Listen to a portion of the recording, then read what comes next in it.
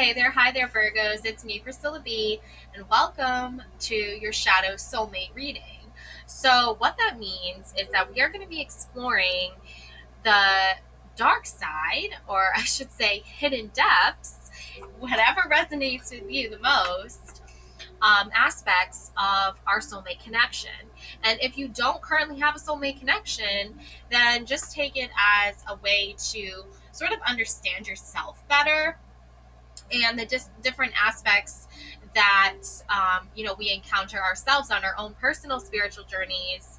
And it's always important to self-love and self-care, and we can be our own soulmates sometimes when there isn't a particular person in our life that we feel we are committed to. Okay, so I'm going to be using this spread called the Soulmate Spread from this book, The Darkwood Tarot Deck. Okay. And I might incorporate some other ideas into the reading as far as like interpretations go. But I'm mostly going to just stick with the Darkwood Tarot for now, just to like simplify it and keep things simple.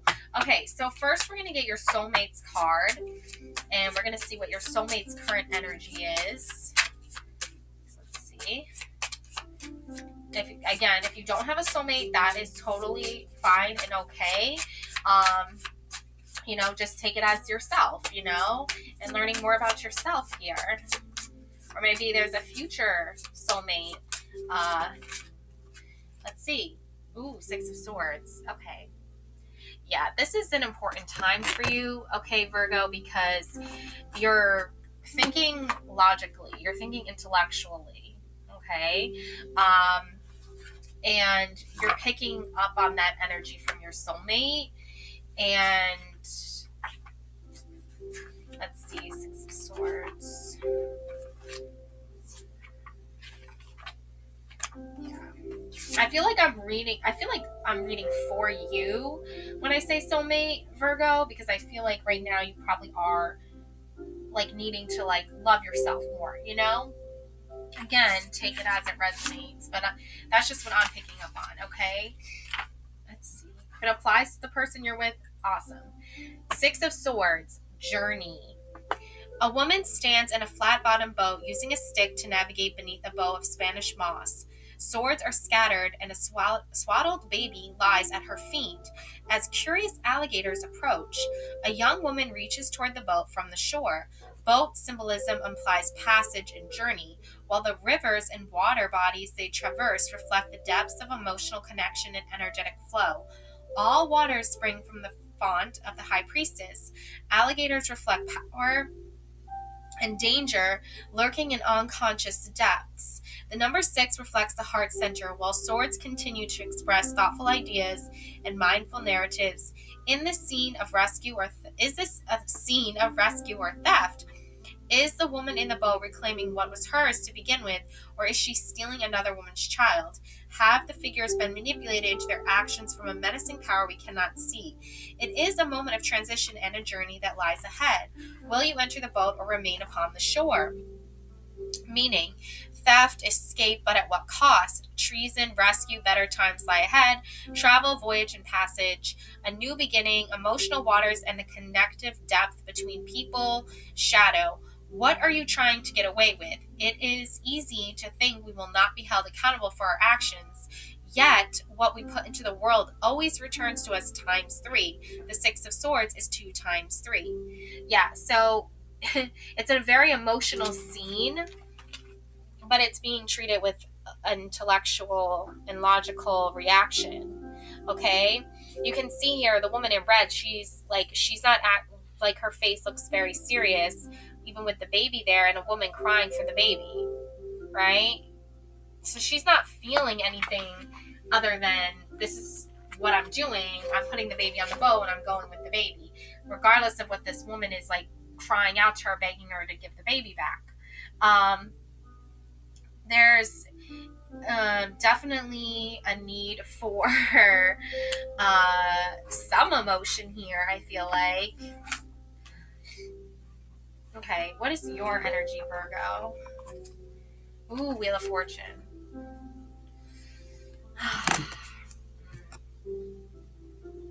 This is a difficult situation, Virgo. Okay, because on the one hand, you have, a very emotional connection to this person leaving you, taking something very precious and vulnerable with them. Okay, and on the other hand, you have the woman in red who's not really caring so much. Maybe she does care deep down inside. I don't know. But she doesn't look or appear to really be putting much thought emotionally into it. She's thinking more of like, I'm doing this. I'm not going to look at the emotional side. I'm just going to go and do it. Whereas you, I feel like, have more emotion involved here with this connection. So, Wheel of Fortune.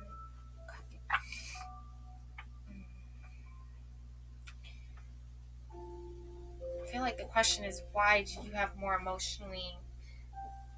have you emotionally invested more than she has? Okay? So, or he, I should say, or whoever they are. I don't know. Wheel of Fortune. The Wheel of Fortune is the archetype of fate, fortune, and destiny. Okay, that's why. You probably thought this person was your destiny. You were fated to be together. And maybe you guys still are fated to be together, but right now you're experiencing the shadow aspect of your connection here.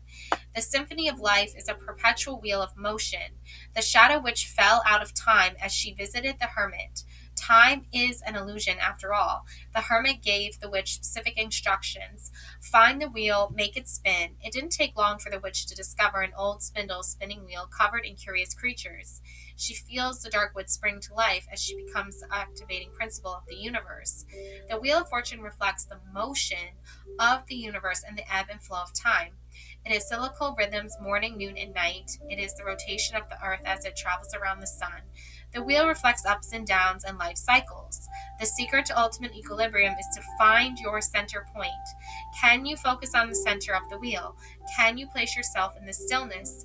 If you do, no matter how fast or slow the wheel spins, no matter if you are moving up into pleasure or moving down into anxiety, you can access steadiness. This unshakable quality is a response from the truth of who you are. The snake plummets down while the fairy rises. Each corner direction holds an element of earth, air, fire, and water. The wheel marks the halfway point between the Fool and the World cards. The four corner fairies foreshadow the World card to come, and their books hold the secrets of the elementals. Life's ups and downs, the rhythm and flow of existence, expansion and movement. The Wheel of Fortune turns in your favor. The ability to ride with challenges and blessings, accepting help from the unseen. Shadow, the inability to be happy and present in the present moment. A preoccupation with an imagined future outcome. Clinging to a magical fairy tale ending where life will be perfect when and if only. Yeah, you're not doing that, Shadow. Like, you're not there. You're not doing that, Virgo. You're not, like, you do have the ability to be happy. Okay? And I feel like you know that and you're doing that and you understand the life's ups and downs and the challenges and the blessings, accepting help from the unseen. You're definitely accepting help from the unseen. You've definitely reached a point in your life where you can look beyond. And I feel like the series has kind of taken on a life of its own, because I really wasn't planning on doing something like Beyond the Veil. I was thinking just shadow soulmate ratings, but this Beyond the Veil thing has really like captivated me. I don't think it applies to every reading I've done, or it does apply, but it's like there's something more going on there. Like, for instance, Capricorn. I did that reading, and I think Capricorn energy,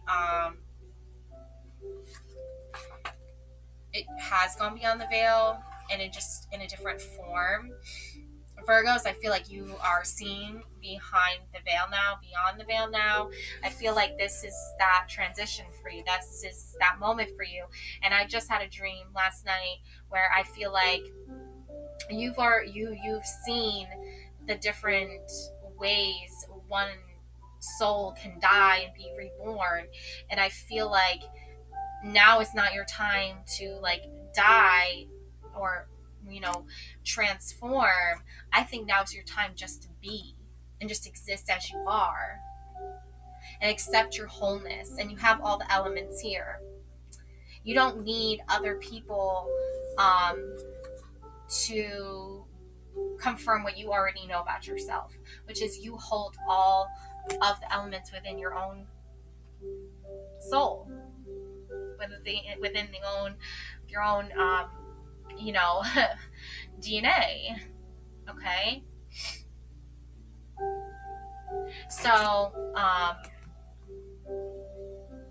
yeah, and I'm just picking up on threads here too.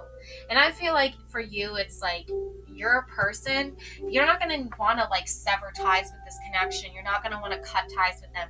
In fact, the threads that I'm seeing being like integrated and like woven together, because I feel like you're we have our own um like I'm thinking of like fabrics and stuff, like materials, like you have your own tapestry.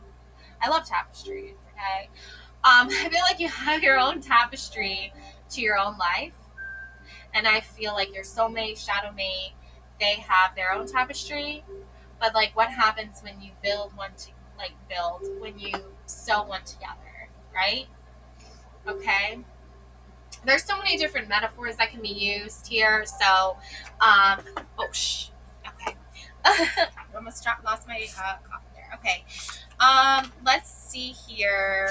What is the lesson that you guys are teaching each other? Okay. Oh, the Hanged Man. There you go. Hang in there with the Hangman. Okay, Virgos.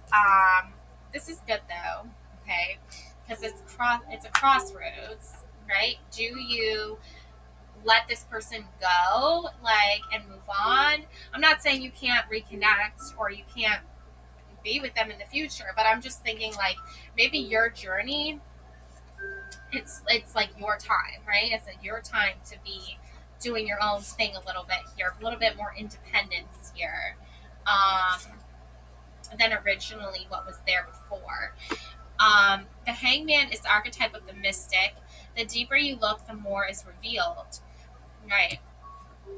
The shadow witch moves on as she contemplates all she's seen and learned. She can't help but wonder what will come next. She doesn't walk far before hearing violin strings slicing through the forest with an eerie, uncanny tune. She arrives at a T-shaped fork in the path. A stunning immortal creature, a vampire, hangs before her like a signpost. The witch thinks the vampire is sleeping until the Queen of the Dead opens her eyes, which are as red as a bloody October sunset, and hypnotizes the witch. A vampire woman is the hanged man. The hanged man is a mystic who sees everything from a different point of view. The inversion is the ability to see your situation and surroundings in a new way. This is why the hanged man hangs like a traitor at the crossroads. Your personal crossroad, a choice, is implied by the T-shaped cross she hangs from. Crossroads are the gathering point of multiple possibilities and realities. Yeah, and I was just having a dream last night about uh,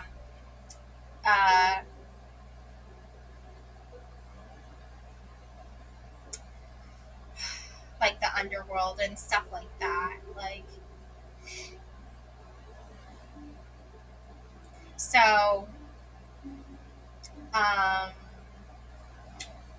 like you're really starting to like see a lot of things from a different perspective, Virgo. Yeah. Um, Crossroads. Okay, so the echo, union, and separation are a place of convergence. Crossroads are an entrance to the underworld, guarded by Hecate, goddess and guardian of the underworld, who, like vampires, brings humans into dark netherworlds. On a simple level, the crossroads offers an opportunity to choose and foreshadow a meeting with the devil. The hanging spider, the weaver of stories, reminds us of the narratives we create. Perhaps it is time to plot a new story for our reverse perspective. The vampire hangs upside down, reflecting all that is supernatural. The vampire is the inversion of all things, seemingly human in the essence of life amidst death. Vampires and mystics each possess supernatural abilities such as levitating, mind reading, longevity, and immortality. The mystic does not swap day for night, good for bad, or right for wrong, like the myth of the vampire, but instead accepts the wholeness and interconnectedness of all things. And that is you. You are whole here. You are interconnected here. Um, you are not. Don't feel like you are broken. Don't feel you might feel broken inside. You might feel heartbroken. You might feel sad. You might feel betrayed. Your ability to like help yourself like feel whole again and give yourself the love you know you deserve, that is really what is like the biggest connection a person can have to themselves. Okay? The hangman asks you to examine your current situation from a new point of view. It is a moment of stasis, offering the opportunity of a new vantage point. It is space for you to gather the strength, insight, and resources you need. The hangman appears like a signpost. Hold tight. Things are about to get interesting. And we have the hermit. Okay? This is what separates you right now from your soulmate, okay? And the reason for that is because, or what separates you guys both, I think is maybe you both are like feeling like a little bit isolated right now. Like you're both a little bit like in hermit mode right now when it comes to like seeing each other, being around each other. Do you guys like, are you intentionally trying to avoid each other, or are there circumstances out of your control that you have to just surrender to in order for you guys to like, once that passes, that separation of like not being able to be with each other passes, maybe you're working in like different states or different countries, or maybe they're really far away from you. Does that mean they don't want to be with you? No, but it just means like these are circumstances like you can't just change overnight. You have to like actively work towards.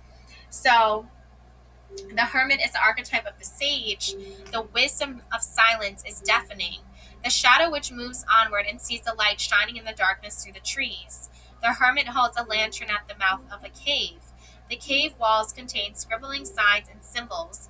The hermit invites the shadow witch inside her cave. The hermit sequesters herself in order to hear the divine whispers of the universe.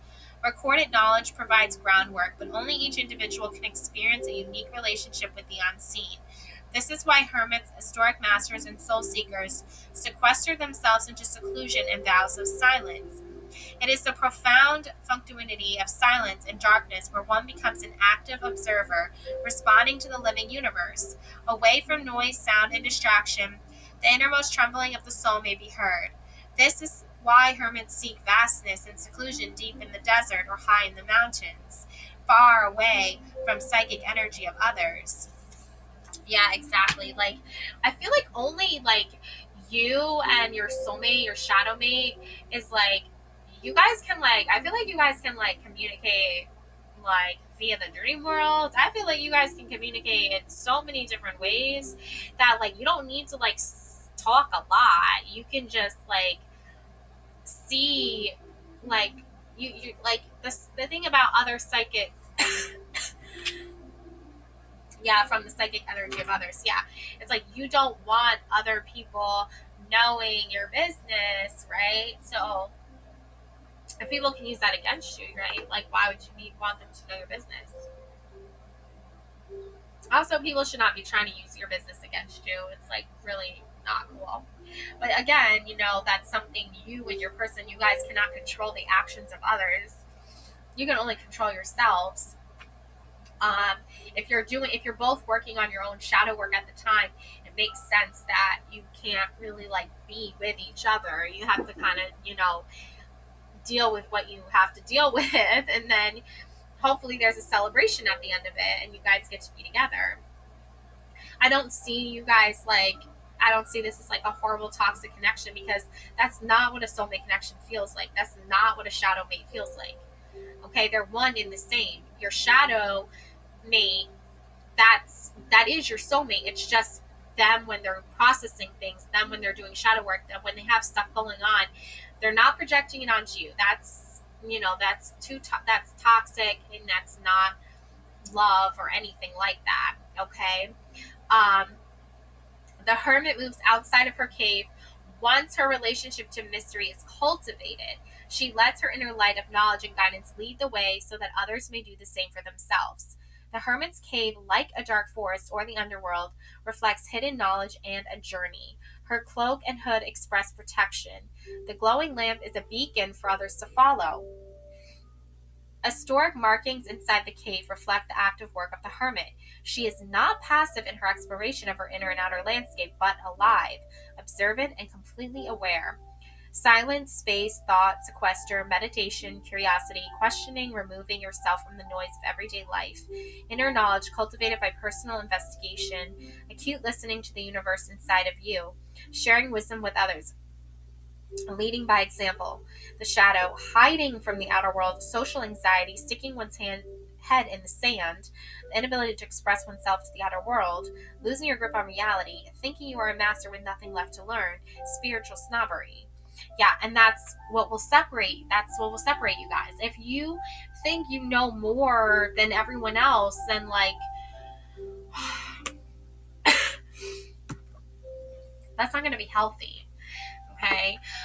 So you really can't just like it's cool if like you and your soulmate are both like, how are we like able to like understand each other without even having to like, be with each other every second of the day, right? Like, um, that's like, only something that you and your person like really understand. And I think what's happening right now is like you're trying to like do your shadow work, Virgo, and really allow your shadow mate to do their shadow work. And then when you guys are done, you guys can meet and you guys can feel better knowing that you guys did everything you had to do, and you know, celebrate that achievement together. Because we all have to do our shadow work, and we can't put that on our soulmate to do that for us. Okay, so let's see what the solution is here. What action to take? We have the Four of Wands. Okay, which is a card of physical, fiery energy.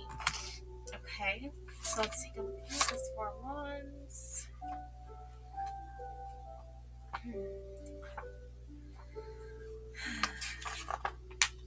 Ah, yes, the bridge. The grumpy old troll. The troll sits near a smoky fire waiting for his dinner to cross over the bridge. Bridges are a symbol of danger and transformation. Bridges, like thresholds, transform us, carry us from one reality to another. Ancient travelers put themselves at risk and vulnerability when crossing bridges. Imagine traveling by horse and carriage and gritting the expanse of a river with no crossing in sight. Roadside thieves hide beneath bridges to ambush the weary traveler. Fear of the bridge's underbelly runs as deep as fear of what lurks under the bed. It is discomfort and things going bump in the night. The troll's fingers dip into the river. The flowing waters reflect consciousness and flowing life force. Eyes peek from a tree in secret observation. It is the hidden hand of a guide. It is the hidden hand of the guide. Totem or ally. Fire smoke rises like incense. Your passionate ideas rise higher and hold more consequence than you might imagine.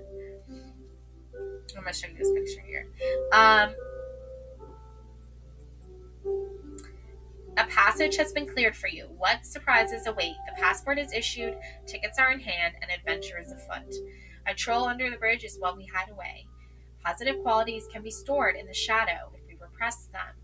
Do you hide a talent or stop yourself from doing something you love? So basically, what action to take. It is scary, and there might be a troll hiding under there. You know, you might have some trolls. You know, you both, I feel like you both kind of have like trolls. Maybe you guys are both like on social media and like influencers or something.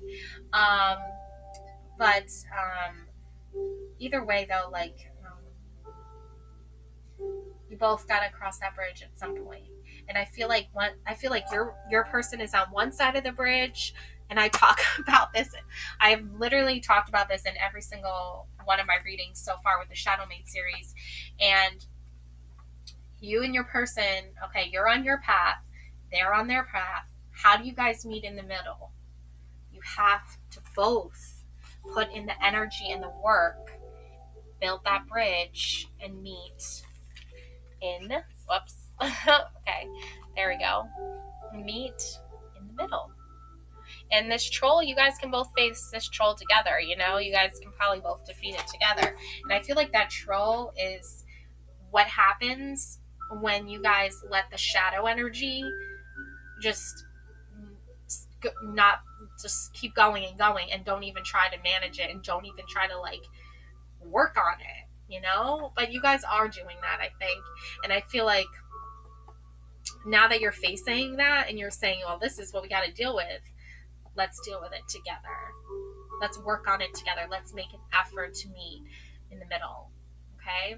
And you guys, I think, are going to do that, and it's going to be great. And then that's going to be your, you know, celebration and your victory. Okay.